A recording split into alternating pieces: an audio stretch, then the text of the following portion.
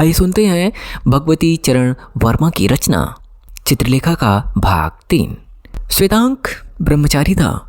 उसका क्षेत्र था अनुभव रहित अध्ययन और उसका ध्येय था ज्ञान। उसकी अवस्था उस समय प्रायः 25 वर्ष की थी और उतने काल में उसने दर्शनों तथा स्मृतियों का अध्ययन कर लिया था। उसने व्याकरण पढ़ा था और साहित्य पढ़ा था। काव्य में प्रेम की सजीव वर्णनों को उसने ध्यान से पढ़ा था। उसको समझने की चेष्टा भी की थी पर समझ ना सका था। स्त्री को वह न जानता था। यौवन की मादकता का उसे परिचय न था। बीजगुप्त के भवन में ब्रह्मचारी श्वेतांक और नर्तकी चित्रलेखा का साथ हुआ। बीजगुप्त ने जिस समय श्वेतांक से चित्रलेखा का परिचय कराया था उसने केवल हंसी की थी, पर जब उसने परिस्थितियों पर विचार किया उसे कौतूहल हुआ। ब्रह्मचारी और नर्तकी। बीजगुप्त इस संयोग पर हंस पड़ा, पर बीजगुप्त की हंसी श्वेतांक के जीवन में एक हलचल थी।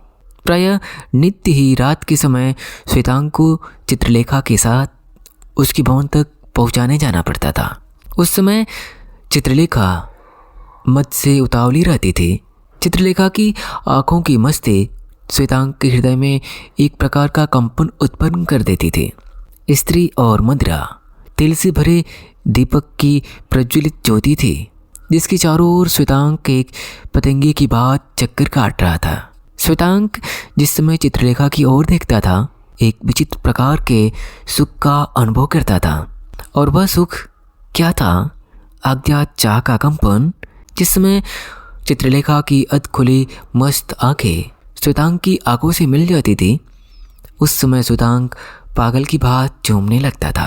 बीजगुप्त के भवन में श्वेतांक की गणना बीजगुप्त के छोटे भाई की तरह होती थी।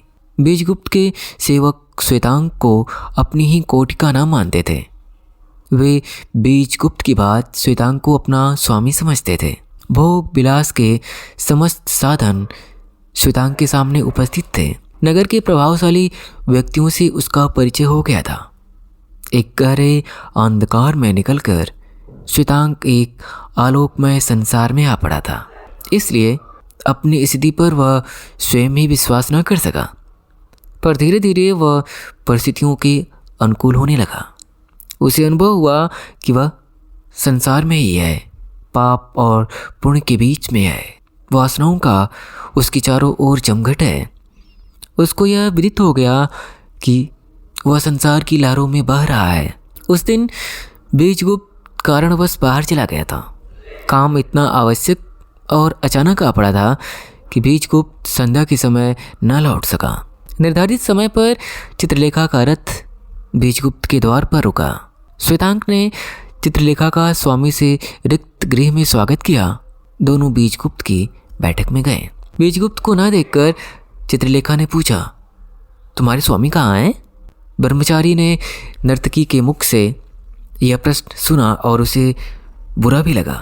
यह वाक्य तीर की भांति पहना था और यदि यही वाक्य किसी दूसरी साधारण स्त्री के मुख से निकला होता तो श्वेतांक शायद उसका कटु उत्तर देता या इस पर बुरा तक मानता। श्वेतांक को प्रथम बार अपनी स्थिति तथा अपनी लघुता का आभास हुआ और साथ ही उसे परिताप भी हुआ, पर अपने मनोभावों को दबाकर उसने उत्तर दिया, देवी कार्यवश भी बाहर गए हैं। चित्रलेखा ने पूछा, कब तक उनके आने की संभावना है? आधे ही होंगे। श्वेतांक, मुझे प्यास लगी है। श्वेतांक उठ खड़ा हुआ। उसे अपनी स्थिति का ज्ञान हो चुका था और उसी के साथ उसको बीजगुप्त के वे शब्द भी याद आए थे, चित्रलेखा तुम्हारी स्वामिनी है। अपने हाथ से वह स्वयं ही स्वर्णपात्र में शीतल जल ले गया। चित्रलेखा ने पानी देखा और मुस्कुराई। श्वेतांक, तुम मेरे बालक हो। श्वेतांक चित्रलेखा के इस व्यंग को न समझ सका। देवी कौन सी भूल हुई है? इस बार चित्रलेखा जोर से हंस पड़ी। श्वेतांक, तुम अब भी नहीं समझ सके? पिपासा तृप्त होने की चीज नहीं। आग को पानी की आवश्यकता नहीं होती, उसे घृत की आवश्यकता होती है जिससे वह और भड़के। जीवन एक अविकल पिपासा है और उसे तृप्त करना जीवन का अंत कर देना है। मुझे जल की आवश्यकता नहीं, मुझे मदिरा चाहिए।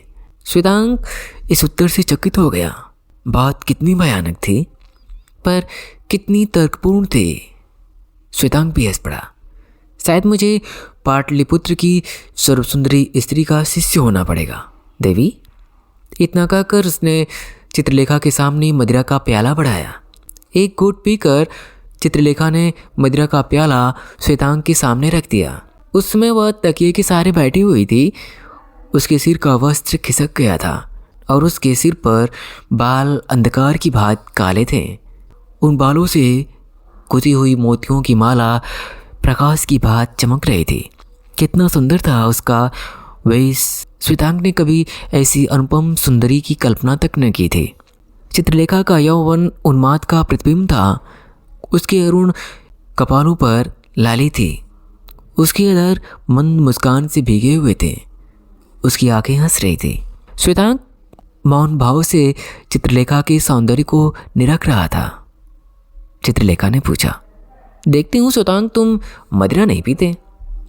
मैंने तुम्हारे सामने मदिरा का पात्र बढ़ा दिया, पर तुम्हारे हाथ इसे मुंह तक ले जाने का साहस नहीं कर सकते। मैं तुमसे एक प्रश्न पूछूंगी, उसका ठीक ठीक उत्तर देना। श्वेतांक ने अपना सिर झुका दिया। तुम ब्रह्मचारी रहे हो और तुम्हारे गुरु ने तुमसे मदिरा पीने का निषेध किया होगा। इसका कारण मैं जानती हूँ। श्वेतांक ने धीरे से उत्तर दिया, देवी, संयम जीवन का एक आवश्यक अंग है और मदिरा और संयम में विरोध है। और संयम का लक्ष्य क्या है? सुख और शांति। चित्रलेखा ने मदिरा का पात्र अपने अधरों से लगाते हुए पूछा, और जीवन का लक्ष्य? चित्रलेखा की आंखें मादकता से कुछ कुछ लाल होने लगी थी। श्वेतांक ने चित्रलेखा के स्वर में एक प्रकार के संगीत का अनुभव किया। उसकी वार्तालाप में कविता का। उसने उत्तर दिया, जीवन का लक्ष्य सुख और शांति। यहीं पर तुम भूलते हो नवयुवक। चित्रलेखा संभल कर बैठ गई। सुख, तृप्ति और शांति अकर्मण्यता, पर जीवन अविकल कर्म है, न बुझने वाली पिपासा है। जीवन हलचल है, परिवर्तन है, और हलचल तथा परिवर्तन में सुख और शांति का कोई स्थान नहीं। इतना कहकर उसने मदिरा का पात्र श्वेतांक के होठों पर लगा दिया। श्वेतांक ने एक बार मदिरा के पात्र को हटा देने को सोचा, पर चित्रलेखा की हंसती हुई आंखों में विचित्र जादू था। वह न तो चित्रलेखा को रोक सका और न अपने को ही। मदिरा उसके गले के नीचे उतर गई।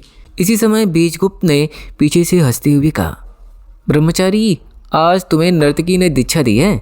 इसके उपलक्ष्य में मैं चित्रलेखा को बधाई देता हूँ। श्वेतांक मोहनिद्रा से एकाएक चौंक उठा। बीजगुप्त की हंसी ने उसकी भूल का आभास करा दिया। उसने चित्रलेखा की ओर देखा और फिर बीजगुप्त की ओर। इसके बाद उसने मस्तक नीचा कर लिया। बीजगुप्त हंसता हुआ वस्त्र बदलने चला गया। बीजगुप्त के जाने के बाद श्वेतांक ने चित्रलेखा से कहा, देवी, आज तुमने मेरी साधना चूर चूर कर दिया। तुमने यह क्यों किया? तुमने मेरे हृदय में एक ज्वाला प्रज्वलित कर दी है। किस लिए? देवी, मेरे जीवन में तुम बवंडर बनकर एकाएक क्यों आ पड़ी? इतना कहते कहते श्वेतांक ने चित्रलेखा का हाथ जोर से पकड़ लिया। चित्रलेखा ने हंसते हुए उत्तर दिया, श्वेतांक, तुम भूल करते हो। जिसे तुम साधना कहते हो वह आत्मा का हनन है। मैंने तुम्हें केवल इतना दिखलाया है कि मादकता जीवन का प्रधान अंग है। रही तुम्हारे हृदय में ज्वाला उत्पन्न करने की बात, मैंने तो तुम्हें केवल जीवन का वास्तविक महत्व दिखलाया है। चित्रलेखा एकाएक गंभीर हो गई। उसने श्वेतांक का हाथ झटक दिया। श्वेतांक, यह याद रखना कि तुम्हारे जीवन में मेरा आना असंभव है। सब कुछ होते हुए भी मैं अपनी मनोवृत्ति जानती हूँ। मैं संसार में केवल एक मनुष्य से प्रेम करती हूँ और वह बीजगुप्त है। कभी इस बात की कल्पना तक न करना कि मैं तुम्हारे जीवन में आ सकती हूँ। अब तुम जा सकते हो। श्वेतांक का मुख पीला पड़ गया। वह एक नर्तकी से हारा, ज्ञान में, कर्तव्य में और व्यक्तित्व में। उसने कहा, जो आज्ञा देवी। और इतना कहकर अपमानित तथा विजित ब्रह्मचारी द्वार की ओर बढ़ा। चित्रलेखा ने कुछ सोचा और कुछ समझा। द्वार के बाहर गए श्वेतांक को उसने पुकारा, श्वेतांक, ठहरो, तुमसे कुछ और कहना है। यहाँ लौटो। श्वेतांक रुक गया।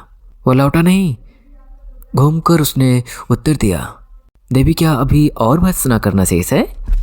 क्या अपनी आत्मा की निर्बलता का इतना पुरस्कार यथेष्ट नहीं है? देवी, तुम मेरी स्वामिनी हो और साथ साथ मेरे जीवन की। नहीं, क्षमा करना, तुम केवल मेरी स्वामिनी हो, इसलिए तुम्हारी आज्ञा मुझको सिरोधार्य है। क्या खाना है देवी? उस समय श्वेतांग की आंखों में जल भर आया था। चित्रलेखा के हृदय में श्वेतांग की इस बात से आघात पहुंचा।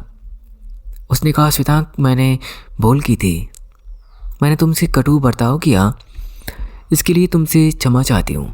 श्वेतांग, मेरा तुम पर अनुराग है, तुम मेरे भाई के समान हो और तुम्हारे दुख से मुझे दुख होता है। मैंने अनजाने में शायद तुम्हारा अपमान भी किया है, इसके लिए मैं तुमसे क्षमा मांगती हूँ। चित्रलेखा की क्षमा प्रार्थना से श्वेतांग का दुख और क्षोभ दूर हो गया। उसके हृदय की यंत्रणा हिम की भांति पिघल गई। उसने चित्रलेखा में एक देवी की मूर्ति देखी, एक प्रकार का आलोक देखा। उसकी दृष्टि में अब चित्रलेखा नर्तकी न रह गई। उसे ऐसा अनुभव हुआ कि मानो उसका चित्रलेखा से परलौकिक संबंध है। उसने कहा, देवी, क्षमा याचना की कोई आवश्यकता नहीं, भूल मेरी थी और इस भूल का मुझे दंड मिलना चाहिए था। पर देवी, तुमने मुझे दंड देने की जगह मुझ पर कृपा की है। तुमने मुझे डूबने से बचाकर मुझ पर कितना अनुग्रह किया है, यह मैं नहीं कर सकता। तुम मुझे क्षमा करना देवी। इतना कहकर श्वेतांग भवन से बाहर चला गया और चित्रलेखा की मूर्ति की भांति निश्चल खड़ी रह गई। अनजान में एक अबोध बालक को उसने अपने यौवन की मादकता का शिकार बनाया था। इस पर उसे दुख था। श्वेतांग सीधे बीजगुप्त के पास पहुंचा। पहुंचते ही वह बीजगुप्त के चरणों में गिर पड़ा। उसने केवल इतना ही कहा, स्वामी, मुझे दंड दें। बीजगुप्त श्वेतांग के व्यवहार से चौंक उठा। उसने श्वेतांग को उठाकर पूछा, श्वेतांग, क्यों, क्या बात है? श्वेतांग ने भर्राए हुए स्वर में उत्तर दिया, स्वामी, मैंने आपके साथ विश्वासघात करने का अपराध किया है। मैंने उस स्त्री से प्रेम करने का अपराध किया है जो आपसे प्रेम करती है और जिससे आप प्रेम करते हैं, और साथ ही जो मेरी स्वामिनी है। बीजगुप्त सब कुछ समझ गया। वह मन ही मन मुस्कुराया। श्वेतांग, तुमने यह कैसे जाना कि वह स्त्री भी मुझसे प्रेम करती है? उसने मुझसे स्वयं ही यह कहा है। श्वेतांग के ऊपर मदिरा का प्रभाव हो गया था। उसने अपने शरीर पर एक प्रकार की स्फूर्ति का अनुभव किया। आज मैंने उसके हाथ से मदिरा पीकर अपने संयम को तोड़ दिया, और इसलिए कि जिस स्त्री से मैं प्रेम करता हूँ उसके हाथ की मदिरा को मैं अस्वीकार न कर सका। कृत्रिम गंभीरता धारण करते हुए बीजगुप्त ने कहा, श्वेतांग, यदि वह स्त्री तुमसे यह न कहती कि वह मुझसे प्रेम करती है, और यदि वह तुम्हें आत्मसमर्पण करने पर प्रस्तुत हो जाती, तो तुम क्या करते? कुछ देर तक सोचकर श्वेतांग ने कहा, शायद मैं स्वामी से क्षमा प्रार्थना भी न करता और स्वामी के साथ विश्वासघात करके एक गुरु अपराध कर देता। बीजगुप्त ने श्वेतांग की पीठ पर हाथ फेरते हुए कहा, श्वेतांग, मुझसे क्षमा प्रार्थना की कोई आवश्यकता नहीं है। तुमने जो कुछ किया उसके विपरीत तुम्हारी परिस्थिति में दूसरा मनुष्य नहीं कर सकता। तुमने जो कुछ किया वह उचित किया, और जो कुछ करते वह भी उचित करते। उसमें तुम्हारा बिल्कुल दोष न होता। दोष होता केवल परिस्थितियों का। पर मैं तुमसे प्रसन्न हूँ। तुमने अपराध किया, पर तुमने जिसके प्रति अपराध किया था उससे अपना अपराध कहकर अपने अपराध को धो दिया। तुम मुझसे सत्य बोले, और यही तुम्हारे लिए उचित भी था। रही मेरे साथ विश्वासघात करने की बात, पर वह श्वेतांग, तुम बोलते हो तुमने अभी संसार में प्रवेश किया है। तुम संसार के अनुभवों से रहित हो। न जाने कितनी बार तुम्हें अनुभव की परीक्षा की कसौटी पर चढ़ना पड़ेगा। उस समय तुम्हें कर्ता कर्तव्य का विचार रखना पड़ेगा। इच्छाएं प्रबल रूप धारण करके तुम्हें सताएंगी और तुम्हें उनका दमन करना पड़ेगा। यहीं पर तुम्हारी आत्मशक्ति की परीक्षा होगी। विजय और पराजय का क्षेत्र संसार है, निर्जन नहीं है। श्वेतांग रो रहा था। उसने उत्तर दिया, स्वामी, यह सब करूंगा, पर इस अपराध का दंड मिलना चाहिए। बीजगुप्त ने श्वेतांग के सिर पर हाथ रखकर कहा, रोते क्यों? इस अपराध का दंड चाहते हो, पर अपराध तुमने किया ही नहीं, फिर दंड कैसा? अपराध कर्म में होता है, विचार में नहीं। विचार कर्म का साधन मात्र है। फिर भी यदि दंड चाहते हो तो मैं तुम्हें सबसे कठिन दंड दूंगा। वह दंड यह होगा कि तुम्हें नित्य की भांति भविष्य में चित्रलेखा को उसके भवन तक पहुंचाना पड़ेगा। अभी आप सुन रहे थे चित्रलेखा का भाग 3।